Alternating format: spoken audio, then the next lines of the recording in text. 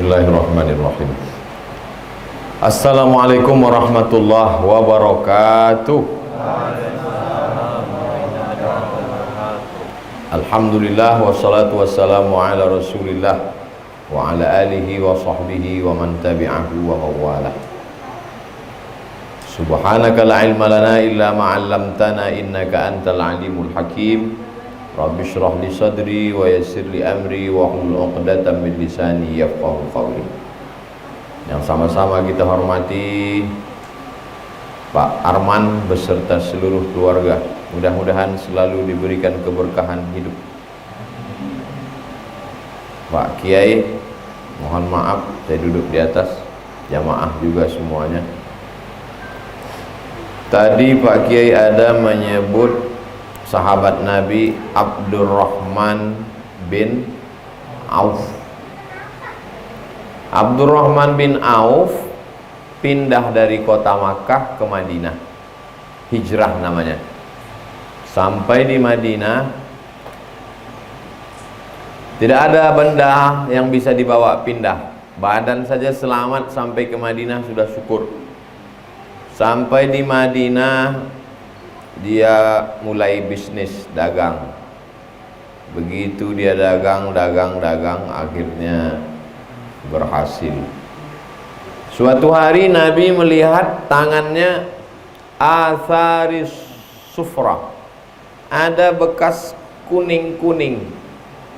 Bekas-bekas kuning itu biasanya kalau kena minyak za'faran. Orang Arab menyebutnya za'faran. Karena orang kita susah nyebut za'faran, zafran. Bunga warna kuning. Sekarang orang minumnya macam minum benang aja, satu lembar. Itu parfum wangi biasa dipakai orang akad nikah. Kena tangan kuning-kuning. Kalau kita pakai daun pacar. Lalu Nabi nanya, itu tanganmu kenapa kuning-kuning? Kamu menikah? Kata Abdurrahman bin Auf, iya. Kata Nabi, aulim walau bisyatin, jangan diam-diam, buatlah aulim walimah walau bisyatin, walaupun hanya menyembelih seekor kambing. Buatlah walimah, bahasa Arabnya walimah. Kalau kami di Sumatera kenduri, kalau di Jawa selamatan. Kenapa disebut selamatan? Supaya selamat-selamat. Itu dari bahasa Arab juga. Allahumma inna nas'aluka selamatan, salamatan fiddin, selamat dalam agama, supaya jangan sampai anak cucu murtad, supaya tetap dalam ahlus sunnah wal jamaah. Jadi disebut selamatan, kenduri, walimah. Kata Nabi, aulim walau bisyatin, buatlah kenduri walaupun hanya motong satu kambing. Kok digunakan kata walaupun? Karena orang Arab kalau motong kambing itu undangannya 10. Kita satu RW. Orang Arab kalau onta kambing itu 10 orang. Maksud Nabi, kendurilah walaupun undangannya hanya cuman 10 orang. Itu maksudnya aulim walau bisyatin, jangan diam-diam. Itulah makna ayat wa amma bi ni'mati rabbika fahaddits. Kalau ada nikmat Allah itu ceritakan. Bukan maksudnya cerita nikmat, bukan itu maksudnya. Ada nikmat Allah, berbagi. Abdurrahman bin Auf dapat nikmat Allah, bisnisnya lancar, menikah dia, diam-diam. Nabi marah, aulim walau bisyatin, umumkan, potong kambing walaupun hanya seekor. Zaman dulu kalau mengumumkan itu pasti motong kambing. Sekarang bisa diumumkan tanpa motong kambing, berkat adanya Facebook dan Instagram. Cukup share aja foto, selesai. Tapi kurang aulim walau bisyatinnya, tidak dapat la in syakartum la azidannakum. Menikah walimah, dapat kabar gembira bahwa positif. Itulah satu-satunya orang yang suka positif. Lain daripada itu nggak mau positif. Razia BNN, apa yang diharapkan orang? Negatif. Rapid test negatif.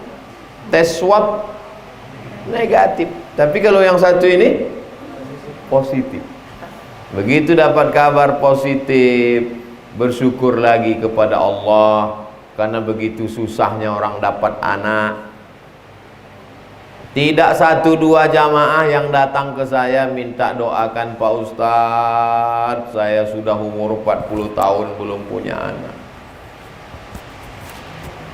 Baca Al-Fatihah. Kenapa kamu belum punya anak? Belum nikah. Nikah dulu. Sulit nggak bagi Allah Subhanahu wa ta'ala membuat perempuan maaf? Mudah. Innama amruhu iza arada syai'an ayyakula lahu kun. Lalu kenapa orang menikah lama tidak punya anak? Allah cuma ingin melihat engkau menangis di tengah malam meneteskan air mata. Ya Rabb, Allah suka melihat kau berdoa. Allah itu suka melihat kita berdoa syisa'a na'lih, walaupun hanya mengadukan tali sendalnya putus. Allah suka melihat kita berdoa. Putus tali sendal, ya Allah gantilah sendal yang baru. Ya Allah, suka Allah melihat kita berdoa. Allah yang nyuruh kita berdoa. Ud'uni astajib lakum. Berdoalah kamu padaku, mintalah padaku. Makanya tiap hari 17 kali kita katakan iyyaka na'budu wa iyyaka nasta'in. Makanya walimah yang kedua adalah ketika mendapatkan berita kehamilan. Sekarang banyak orang menikah nggak mau hamil, disuntik biar supaya jangan hamil. Akhirnya nggak hamil. Diperiksa sama SPOG, spesialis kandungan, rupanya disuntikkan bahan kimia ke dalam, kering itu rahim, tak hamil. Tak satu dua. Oleh sebab itu tujuan dari pernikahan adalah supaya mendapatkan anak yang soleh. Aku, kata Nabi SAW, di padang mahsyar nanti bangga, mukasirum bikum, aku bangga dengan kalian. Kenapa? Bainal umam, karena di antara umat-umat yang lain, umat Nabi Musa, umat Nabi Isa, umat Nabi Ibrahim, umat Nabi Nuh, yang paling ramai adalah umat Nabi Muhammad sallallahu alaihi wasallam. Tazawwajul walud al-wadud. Tazawwajul walud al-wadud. Tazawwajul walud, nikahilah perempuan yang subur. Al-wadud, penyayang. Walud, subur. Subur maksudnya banyak anak. Al-wadud, penyayang. Anaknya banyak tapi sayang. Ada anak satu, telinga hilang sebelah. Bagaimana kita bisa tahu dia ini subur, Pak Ustadz? Memangnya ada tes drive? Keceplosan. Dari mana tahu kalau laki-laki mau nikah bahwa perempuan itu subur? Lihat keluarganya, emaknya, neneknya, adiknya, kakaknya. Tapi jangan gara-gara ini yang anak 1, 2, saya mau cari yang al-walud. Al-walud bukan itu maksudnya. Mensyukuri nikmat Allah Subhanahu wa ta'ala dari mulai awal, lalu kemudian setelah punya anak. Saya iri sama teman saya, Pak Ustadz, saya sudah nikah 10 tahun belum punya anak. Kamu? Itulah, saya sudah 10 tahun belum. Tetangga saya nikah Januari, Maret punya. Itu tidak perlu iri. Itu perbuatan maksiat, dosa. Justru kita bersyukur, alhamdulillah, selamat kita dari perbuatan maksiat. Maka sesungguhnya anak itu adalah rezeki dari Allah. La taqtulu auladakum khasyata imlaq. Jangan kau bunuh anakmu karena takut nggak bisa ngasih makan. Nahnu narzuquhum wa iyyakum. Makan mereka kami yang ngasih, kata Allah. Wa iyyakum, makan kamu aja kami yang ngasih. Makan kamu aja bapaknya, ibunya, aku yang ngasih kata Allah. Kok takut engkau anakmu tak makan? Dulu mereka, anak itu lahir, dikubur hidup-hidup. Zaman sekarang lebih sadis lagi. Belum lahir udah dibunuhnya. Aborsi. Makan nenas 4 biji. Biar anak itu gugur. Gugur sama maknya sekalian. Disuruh makan ragi. Keluar bergumpal-gumpal macam tapai. Nauzubillah. Oleh sebab itu maka dalam Islam dijaga. Orang yang menggugurkan kandungan, aborsi, hukumannya hukuman mati. Karena dia membunuh. Walaupun belum ditiupkan roh. Katanya ditiupkan roh itu Pak Ustadz 40 hari dalam bentuk air, 40 hari dalam bentuk darah, 40 hari dalam bentuk daging, 120 hari. Bagaimana kalau baru 30 hari? Boleh digugurkan? Enggak boleh. Tapi belum ditiupkan roh. Memang belum ditiupkan, tapi dia sudah siap menunggu tiupan roh. Enggak boleh aborsi dalam Islam. Kecuali pilihannya dua. Menurut dokter yang amanah, yang takut pada Allah, kalau kehamilan ini dilanjutkan, ibunya beribu maaf, resiko tertinggi, namanya Resti, resiko tinggi. Mohon maaf kalau kebetulan ada ibu nama Resti. Resiko tinggi. Kalau kehamilan ini dilanjutkan, ibunya mati. Nggak boleh pilih mati. Saat itu pilih mudarat yang teringan, aborsi. Tapi keputusannya itu harus dokter dan ulama, dokter yang amanah, ulama yang takut pada Allah. Bapak, setelah kami periksa ini ternyata pilihannya dua. Kalau kehamilan dilanjutkan, ibunya bisa mati meninggal dunia. Ini mesti pilihannya dua, aborsi atau mati. Gimana Pak? Pilih mati aja lah. La tulqu bi aidikum ila tahlukah.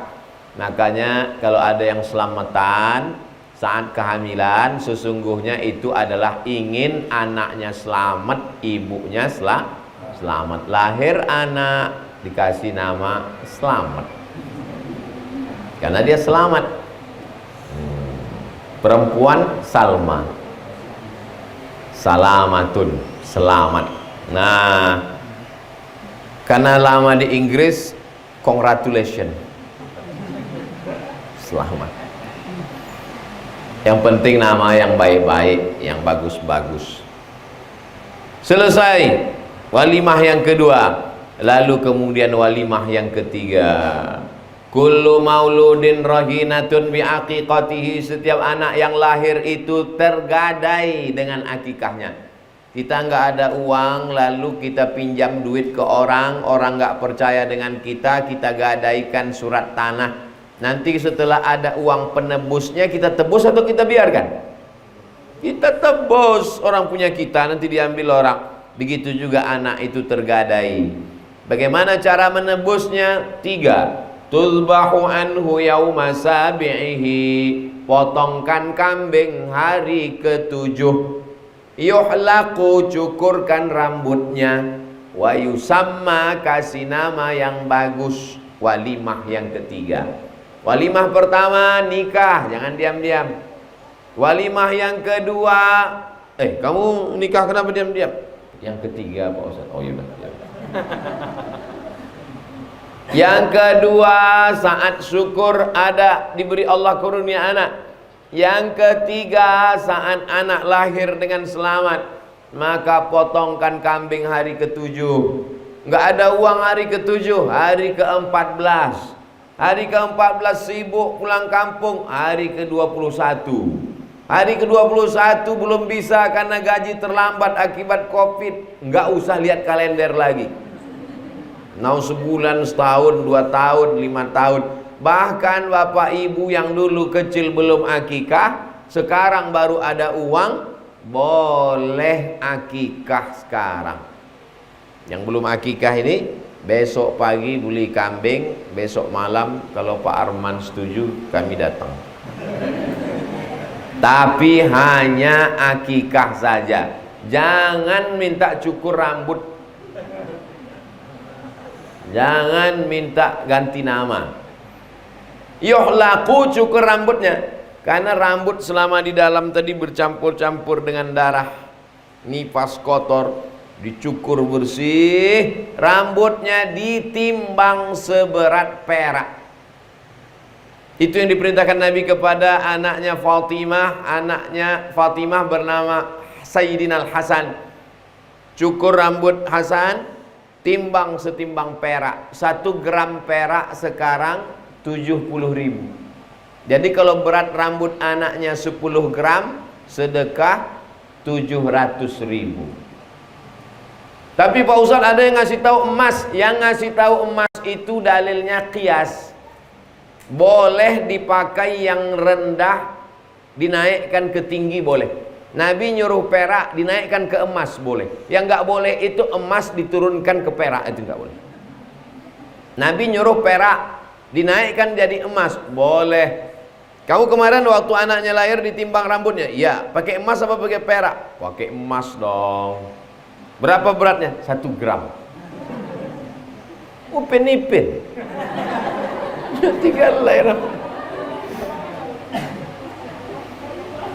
Mau gaya pakai emas, anak lahir gondrong. Gitu ditimbang setengah kilo. Rambutnya aja itu. Oleh sebab itu Islam ini tidak memberatkan. Pakai perak saja. Lalu kemudian ya tasaddaqu biha, uangnya sedekah.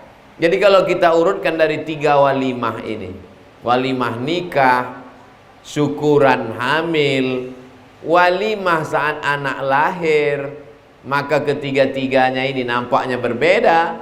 Ini saat bertemu laki-laki dan perempuan, ini saat bertemu sel telur dengan ovum dengan sperma, maaf, dan ini adalah saat anak bertemu dengan dunia. Tapi substansi dari yang tiga-tiga ini sama. Isi dari walimah itu adalah sodakoh. Oleh sebab itu sodakoh ini sebetulnya yang diajarkan. Sebelum anak sholat, ajarkan sodakoh. Belum nampak lagi anaknya, belum hamil lagi, sudah diajarkan sodakoh. Seorang yang ibadahnya biasa-biasa saja tapi rajin bersodakoh lebih disukai Allah daripada orang yang banyak ibadah, rajin tahajud, rajin sholat sunat, rajin puasa sunat, pelitnya minta ampun.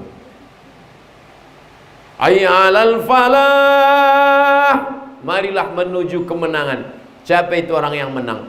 Wa may yuqashuhha nafsihi faulaika humul muflihun. Orang yang menang adalah orang yang selamat dari sifat bakhil, bin pelit, bin medit, bin kikir, dan seterusnya. Nasabnya saya kurang hafal. Oleh sebab itu maka termasuk kita malam ini adalah bagian dari sedekah. Jadi yang susah menjelaskannya. Tadi acara apa? Waduh, lupa nanya. Sedekah. Saya dulu kuliah tamat dari Mesir, sempat di Malaysia. Di Malaysia itu setiap hari Jumat di Masjid UKM, University Kebangsaan Malaysia. Kalau datang sholat Jumat jam 12.30, jam 11 itu udah ada sirup, bubur, pisang, ramai datang. Kebanyakan anak Indonesia.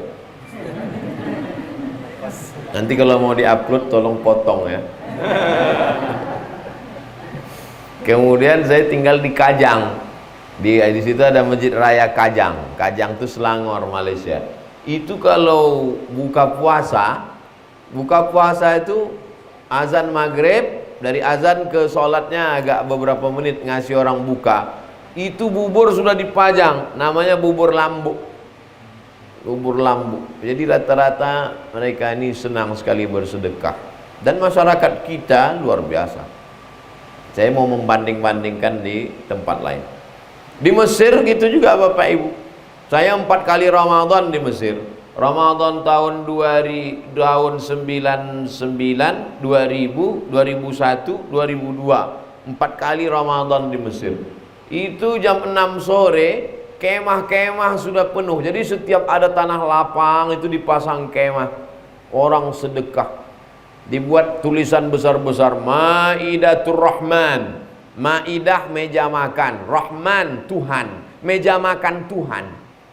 Apa maksudnya? Di meja makan itu ada makanan, tapi yang ngasih nggak mau ngaku, seolah-olah itu makanan kiriman dari Tuhan.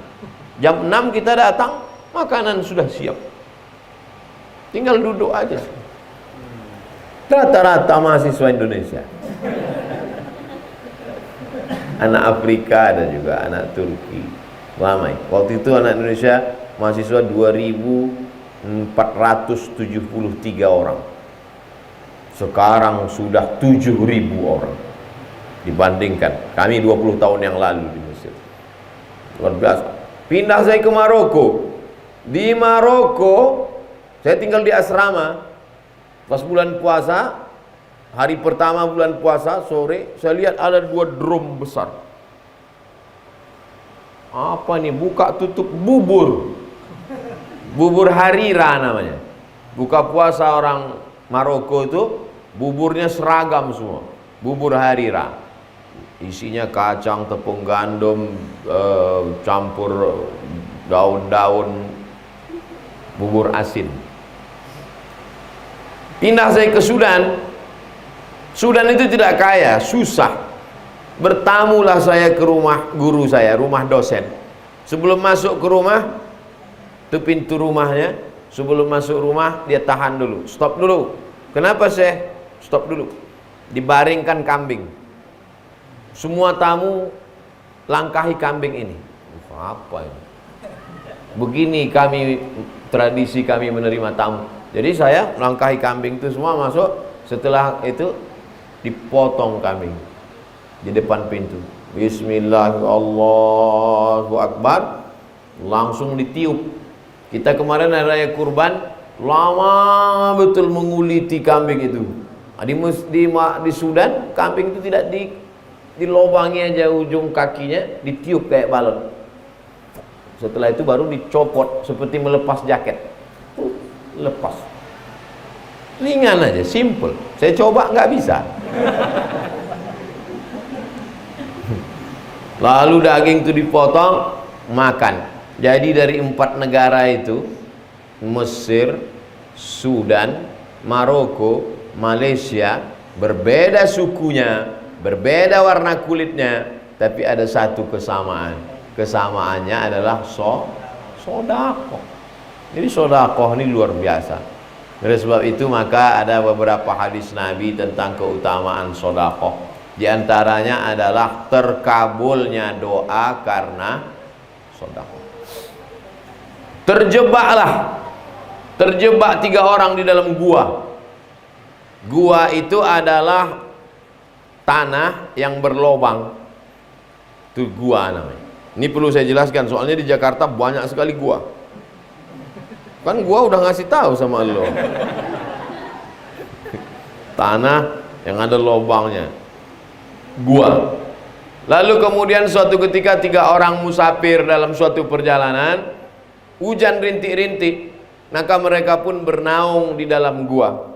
Begitu mereka bernaung di dalam gua, berlindung dari hujan, tiba-tiba datang batu besar bergelinding, menutup pintu gua, tertutup mereka di dalam.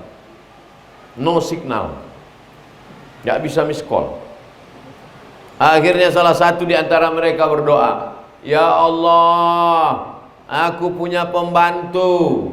Pembantuku itu mau gajian tapi gajinya nggak diambil-ambil. Akhirnya uangnya itu aku belikan ke kambing. Kambingnya itu beranak pinak, bercucu cicit. Setelah kambingnya banyak, pembantuku datang, aku panggil dia. Come here." Terjemahannya, kenes dilu. Kadia. Kumaha atuh damang. Sini sebentar. Ada apa Tuan? Dulu kamu pembantu saya kan? Iya. Belum ngambil gaji kan? Belum. Gaji kamu dulu yang nggak kamu ambil itu saya belikan ke kambing. Semua kambing ini adalah milik kamu. Ambillah semuanya. Akhirnya pembantuku itu mengambil semua kambing-kambing itu. Satu pun tak disisakannya. Parah juga pembantuku ini. Ya Allah, Kalau memang sedekahku ini bisa sebagai pengabul doa, maka bukakanlah pintu gua ini. Tergeser pintu gua, dikabulkan Allah doa karena sodakoh. Maka boleh berdoa dengan menyebut sodakoh. Ya Allah, berkat masjid yang kubangun itu, maka mudahkanlah urusanku ini. Boleh. Tapi kalau bisa sendiri waktu berdoa itu, sendiri itu tengah malam tahajud, ya Allah, berkat masjid yang kubangun itu, ya Allah.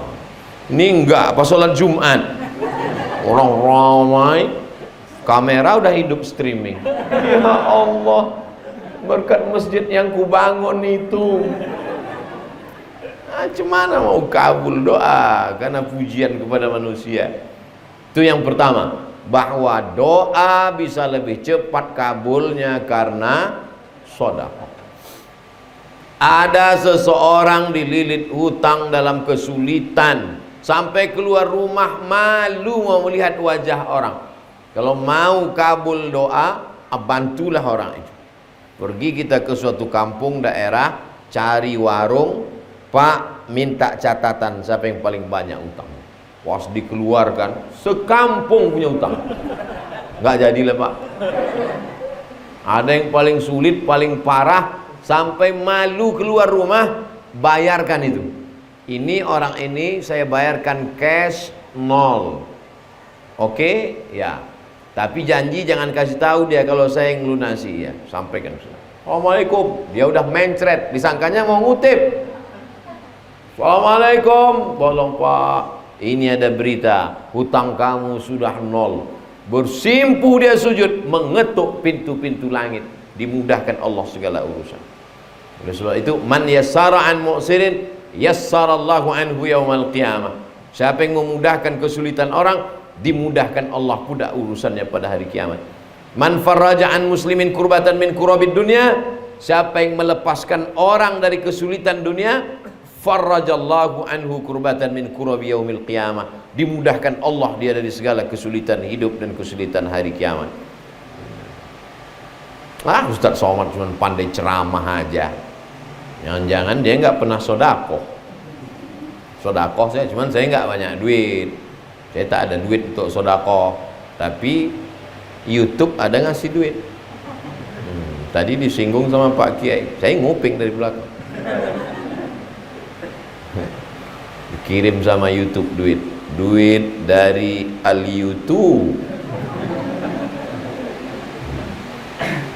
Ustaz, ini ada duit dari YouTube. Saya bilang transfer semua untuk beli beras fakir miskin. Saya nggak tanya jumlahnya berapa, soalnya kalau saya tahu nanti saya berubah niat. Ustadz, channel kita itu kan channel Ustadz Abdul Somad Official itu dari Juli, sekarang Agustus, berarti setahun. Ini duitnya setahun, kirimkan untuk beli beras. Semua setelah ditransfer, dikirim bukti transfernya, baru saya nampak rupanya banyak.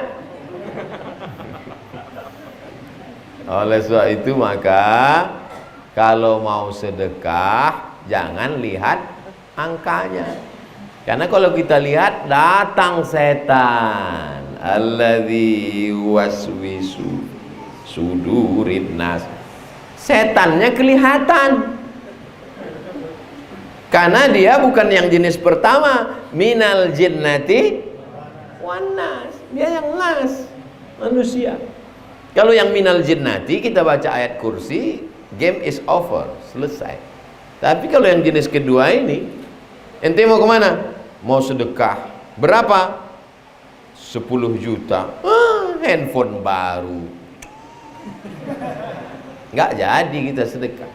Oleh sebab itu luruskan niat. Kalau datang juga dia menggoda, auzubillahi samin alim minasyaitonir rajim. Yang pertama, doa terkabul karena sedekah, luar biasa. Yang kedua, bahwa sedekah itu adalah mempermudah segala urusan-urusan kita. Janji Nabi sallallahu alaihi wasallam. Janji Nabi itu dari siapa? Dari Allah. Dan Allah kalau sudah berjanji satu hari 5 kali selesai azan kita katakan innaka la tukhliful mi'ad. Yang ketiga, shadaqatus sirri tadfa'u mitatassu, sedekah menolak mati su. Su artinya jelek, maka disebut su'ul khotimah, menolak mati jelek. Mana ada orang mati wajahnya enggak jelek Pak Ustadz? Bukan itu maksudnya. Mati jelek itu mati su'ul khotimah. Apakah orang yang ditabrak mobil itu mati jelek? Enggak. Kalau dia cari nafkah ditabrak mobil, mati syahid. Mati jelek itu adalah mati di atas tempat tidur tapi tidak menyebut la ilaha illallah. La ilaha illallah. Sinetron Korea. Apa yang paling sering kau tonton? Apa yang paling sering kau dengar? Apa yang paling sering kau lihat? Apa yang paling sering masuk ke kepalamu? Apa yang paling sering masuk ke telingamu? Apa yang paling sering mengganggu pikiranmu? Apa yang sering kau pikirkan dalam otakmu? Itulah yang akan datang waktu mau sakaratul. Alhamdulillah jamaah paling sering zikir, paling sering baca yasin, paling sering sedekah, maka itulah yang akan menolong. Ada orang sakaratul mautnya 6 bulan, 6 bulan sakaratul maut.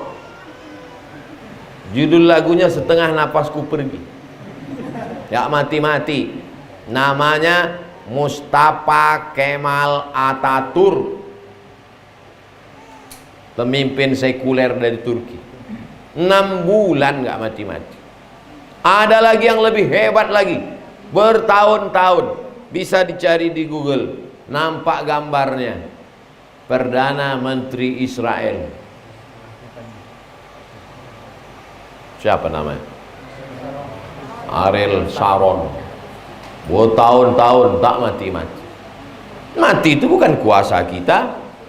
Bisa kita mati kehendak kita. Yuhyi wa yumit. Allah menghidupkan, Allah mematikan. Berapa banyak orang mau mati nggak mati-mati? Berapa banyak orang nggak mau mati? Mati.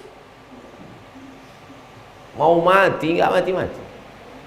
Masuk kamar mandi, minum racun, nggak mati. Rupanya tabung racun udah ditukar sama sampo, nggak mati. Seminggu bubuih-buih aja, nggak mati ya Allah. Cari rel kereta api jam 3 sore, lewat kereta api, nggak mati, salah rel, nggak mati kata Allah SWT. Akhirnya inilah yang terakhir, nggak ada yang bisa menghalangi. Sudah dipastikan, ambil tali jemuran, ikat ke kayu di atas, lompat jatuh, patah kayunya. Oleh sebab itu maka idza jaa ajaluhum, kalau ajal sudah sampai, la yastakhiruna sa'atan, tak bisa ditunda walau sesaat, wala yastaqdimun. Yang ketiga, mati su'ul khatimah bisa ditolak dengan sedekah. Yang keempat, sedekah tudfi'ul ghadabar rabbi kama yutfi'un ma'an nar. As-sadaqatu tudfi'u ghadabar rabbi. Sedekah memadamkan marah murkanya Allah, kama yutfi'ul ma'an nara, sebagaimana air memadamkan api. Api yang bergejolak, bagaimana memadamkannya? Dengan damkar, pemadam kebakaran, semprot dia, padam. Bagaimana cara memadamkan api kemarahan Allah? Dengan sedekah. Oleh sebab itu bersedekah. Ini cuman astaghfirullah rabbal bar. Habis itu nanya sama Ustaz, Ustaz saya istighfar, kira-kira dosa saya sudah diampuni belum ya? Sedekah. Astagfirullah sampai menangis, astagfirullah. Pas lewat kotak 2000. Mana mau sedekah menghapus dosa. Oleh sebab itu maka sedekah ini amal yang paling luar biasa di antara semua itu sedekah. Makanya orang mati kalau diminta hidup lagi, jen maksudnya jenazah. Jenazah, mau kau hidup lagi? Kata jenazah, mau. Kalau kau kasih hidup lagi mau jadi apa? Apa kata jenazah itu? Laula akhartani ila ajalin qarib. Kalau kau kasih aku hidup sebentar saja ya Allah, fa asaddaqa, aku mau bersedekah. Carilah ayat di Quran. Ya Allah, kalau kau kasih aku hidup sebentar saja, aku mau umroh. Gimana mau umroh? Lockdown. Bisa nggak keluar sampai sekarang? Ya Allah, kalau kau kasih aku hidup sebentar saja, aku mau sholat tahajud. Nggak ada. Aku mau bersedekah. Tapi jangan gara-gara ceramah ini nanti jamaah semuanya cuma sedekah nggak sholat. Kau nggak sholat, bersedekah Pak Ustadz. Sedekah itu nyantolnya sama seperti dinding ini, wallpapernya cantik, gordennya cantik, kaligrafinya cantik, tapi nyantolnya di tiang. Kalau tiangnya roboh, amal semua roboh. Dan tiangnya itu adalah sholat. As-sholatu imaduddin. Sholat itu tiangnya agama. Nah, jadi ceramah ini jangan dipotong-potong. Dengar utuh 60 menit, 15 menit lagi. Saya mulai tadi kan 8:30, berhenti 8:30. Habis itu kita buka tanya jawab sampai azan subuh. Kita buka tanya jawab, dialog. Habis itu saya pulang istirahat. Besok subuh silakan datang di Az-Zikra. Az-Zikra, tempat Ustadz almarhum Ustadz Arifin Ilham. Lalu kemudian yang kelima, sedekah itu adalah untuk booking satu pintu surga. Surga itu ada pintu-pintunya. Jadi jangan menyangka masuk surga lewat jendela. Itu maling. Masuk surga ada satu pintu namanya babus sedekah. Pintu sedekah. Oh, jadi ada orang yang sedekah terus, maka dia sesungguhnya dia sudah booking satu pintu sedekah. Ada yang satu ini sholat aja, berarti dia booking pintu namanya babus sholat. Ada namanya babur rayyan. Yang sehat badannya banyak sholat. Ada satu lagi banyak hartanya, babus sedekah. Mau sedekah nggak ada uang, mau sholat kaki nggak kuat, nah, tahan makan. Nah, babur rayyan. Tahan makan, kumat, mah aku, usus rasanya berbelit-belit. Ada satu pintu lagi, babul kazimin al-ghaiz, pintu menahan amarah. Kau tahan makan bisa? Nggak bisa Pak Ustaz. Tahan marah? Bisa Pak Ustaz. Nah, bagus. Kenapa kau tak melawan? Nggak berani Pak Ustaz, dia jenderal bintang 5. Itu bukan menahan marah, ketakutan. Oleh sebab itu jangan batasi surga dari satu pintu saja, karena pintu surga itu banyak, beraneka ragam. Pintu Ka'bah tuh, mudah-mudahan kita bisa berdoa di pintu Ka'bah, dibuka visa ke Saudi Arabia. Yang sekarang belum bisa, berdoa aja dulu di situ. Ya Rabb. Ini Hajar Aswad, itu pintu Ka'bah. Jarak dari Hajar Aswad ke pintu Ka'bah 2 meter. Jarak dari Hajar Aswad pojok ke pintu Ka'bah 2 meter, namanya multazam. Multazam artinya mesti. Kenapa disebut mesti? Karena siapa yang berdoa di situ mesti dikabulkan Allah SWT. Berdoanya tidak ngangkat tangan gini. Berdoanya pipi ditempelkan, tangan naik ke dinding. Untuk manasi haji bisa. Tangan naik ke atas, tidak. Tapi sebelum menempelkan pipi ke situ, mata dibuka. Betul-betul yakin bahwa itu adalah dinding Ka'bah. Karena banyak juga orang sampai di situ pejam. Rupanya orang Afrika.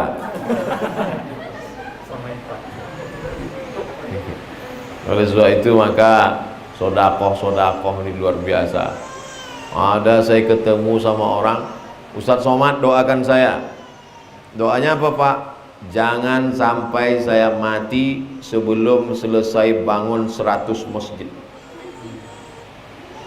Saya ketemu, dia mau bangun 100 masjid Pak. Mudah-mudahan bapak-bapak semua belum mati sebelum bangun satu masjid. Yang sudah bangun masjid, alhamdulillah. Yang belum bangun masjid, ya na'udzubillah. Tapi kita ada usaha. Doakan juga Ustadz Somad sebelum mati bisa bangun masjid. Masjid apa namanya Ustadz? Yang apa jauh-jauh? Masjid As-Somad. Qul huwallahu ahad, Allahus Somad. Wah, nanti Ustadz nggak ikhlas. Oke, kita robah Masjid Al-Ikhlas.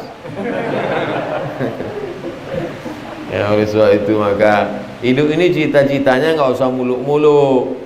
Cita-cita punya rumah besar, tinggal. Cita-cita punya mobil besar, tinggal. Tapi kalau punya masjid besar, mengalir. Paling bagus punya masjid pinggir jalan. Orang lewat pinggir jalan. Masjid. Mampir orang, mampir buat baleho besar-besar. Jangan cuman mampir kencing. Tapi andai ada orang mampir cuman kencing, tetap mengalir pahalanya. Karena siapa yang memudahkan kesulitan orang, dimudahkan Allah urusannya di alam barzah. Tidak ada kesulitan yang lebih hebat daripada menahan kencing. Nah itu potong tuh 1 menit, masukkan ke Instagram. Betul tidak? Tidak. Betul lah. Tak ada orang secantik-cantik orang kalau sudah menahan kencing jelek mukanya. Seganteng-ganteng orang kalau sudah menahan kencing hilang ganteng, merah padam mukanya. Oleh sebab itu maka mudahkan urusan orang, dimudahkan Allah urusan kita. Wallahu fi aunil 'abdi ma kana al-'abdu fi auni akhi. Cari itu mahasiswa-mahasiswa yang berprestasi tapi nggak bisa bayar uang semester, bayarkan. Kumpulkan anak-anak muda yang mau menikah tapi sulit mendapatkan biaya buat nikah massal, mudahkan urusan mereka. Tanya Pak Kua, berapa biayanya Pak Kua? 500.000. Buka pendaftaran 100 orang kali 500.000, mudahkan urusan orang. Cari orang-orang tua yang anaknya sudah tak ada, suaminya sudah meninggal, hidup sebatang kara tak makan. Tanya dia, ibu sendirian, anak tak ada, suami tak ada, sendirian sudah tua, berapa makan sebulan? 5 juta. Banyak kali. Kasih dia bantuan, tolong orang susah.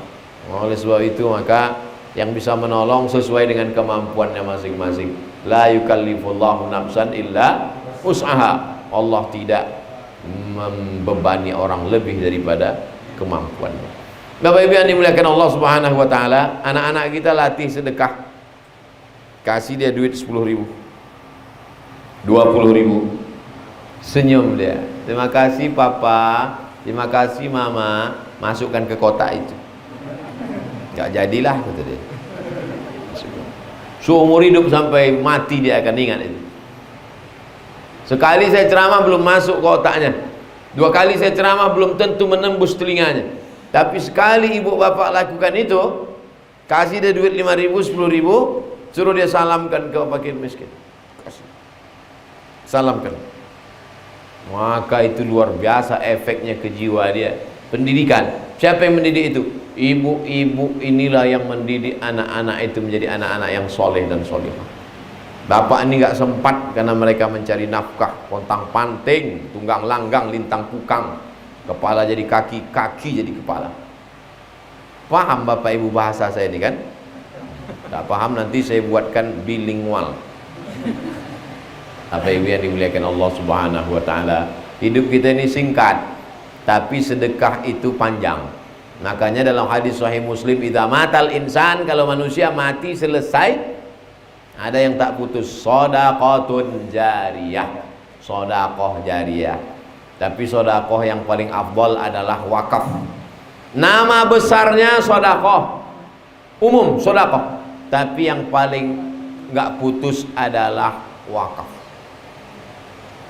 Ruko yang di sana itu saya wakafkan, ruko wakaf, silakan sewa, hasilnya sewa ruko 1 tahun 100 juta untuk biaya operasional anak yatim sekolah tahfiz, gaji gurunya, beli whiteboard, beli spidol, kursi patah, 100 juta mengalir pahalanya buat ruko wakaf. Akta ikrar wakaf ke Pak Gua, robah status tanah jadi tanah wakaf. Cuman sekarang kalau udah cerita tanah wakaf, bayangan orang kuburan. Tanah wakaf dalam Islam itu bukan cuman kuburan. Tanah wakaf dibangun di atasnya hotel, hotel syariah. Hasilnya, nah, oleh sebab itu bapak-bapak, ibu-ibu berkumpul buat sebuah komunitas, lalu kemudian membuat hotel syariah di tanah wakaf, lalu kemudian klinik disewa oleh dokter, tapi tanahnya tanah wakaf, disewa kan nggak putus, karena kalau dijual habis. Tanah wakaf produktif, la yurasu, nggak bisa diwariskan, wala yuhabu, tidak bisa dihibahkan, wala yuba'u, tidak bisa diperjualbelikan. Namanya wakaf. Pak Ustadz, ada yang mau saya wakafkan ini. Bagus Pak. Mana dia? Ini. Keluar anaknya. Anaknya mau diwakafkannya. Maksudnya apa nih? Anak saya yang satu jadi dokter, yang satu jadi tentara, yang satu jadi polisi, yang satu jadi pakar ekonomi, yang satu jadi akuntan, yang satu jadi lawyer, yang ini kuwakafkan menjadi penghafal Quran untuk menolong agama Allah. Takbir. Makin semangat jihad ya Allah. Oleh sebab itu ada anak kita ini yang diwakafkan, wakafkan fisabilillah. Mbah saya, kakek saya dulu, cucuku yang ini, cucunya 40 lebih kurang, cucuku yang ini terserah, tapi yang satu ini mesti sekolah agama, enggak boleh sekolah umum. Maksudnya ini tuh saya sekolah agama, maka saya enggak pernah sekolah umum. Ibtidaiyah, sanawiyah, aliyah, kuliah, terus agama. Jadi saya bukan mendadak tiba-tiba jadi ustadz. Hasil wakaf. Saya ini hasil wakaf. Ini tanahku kebun kelapa 2 hektar, kata mbah saya.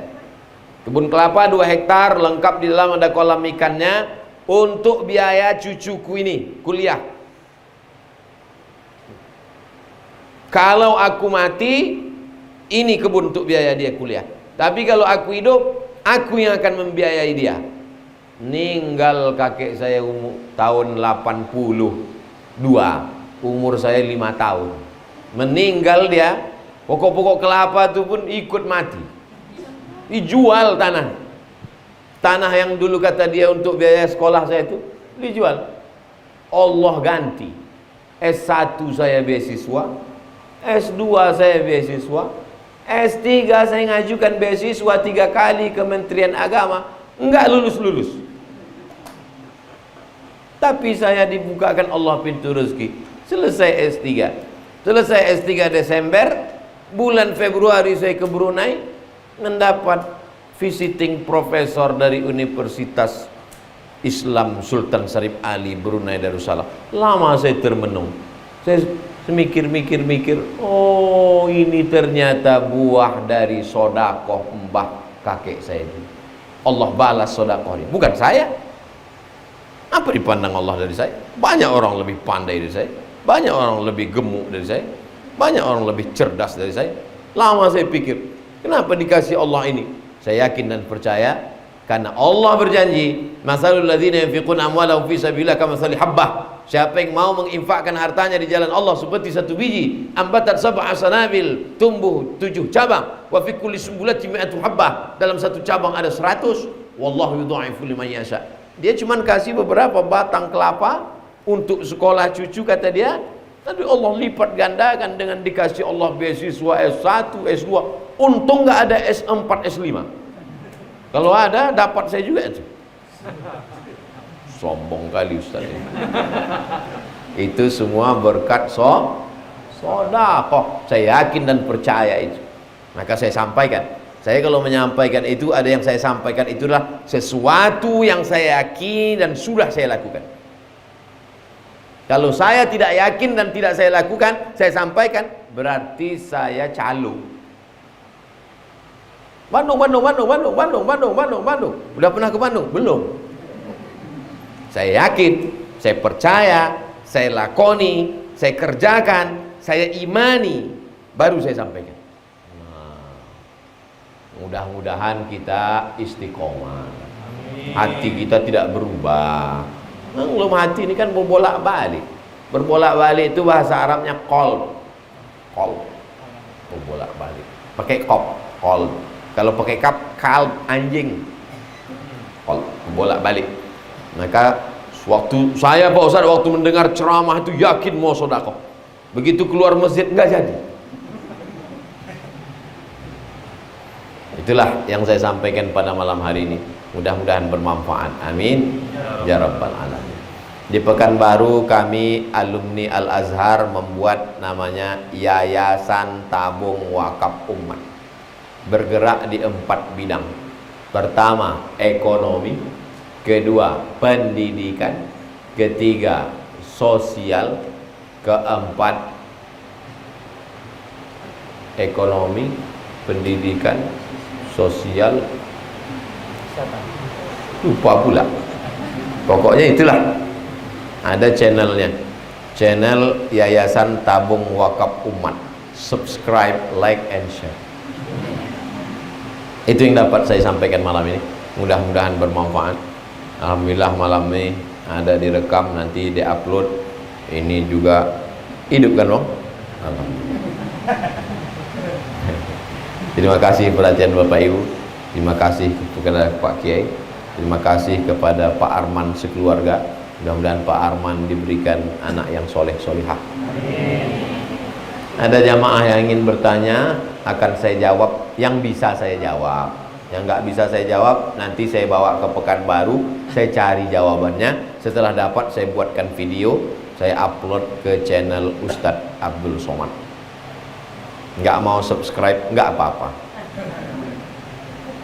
Terima kasih. Assalamualaikum warahmatullahi wabarakatuh.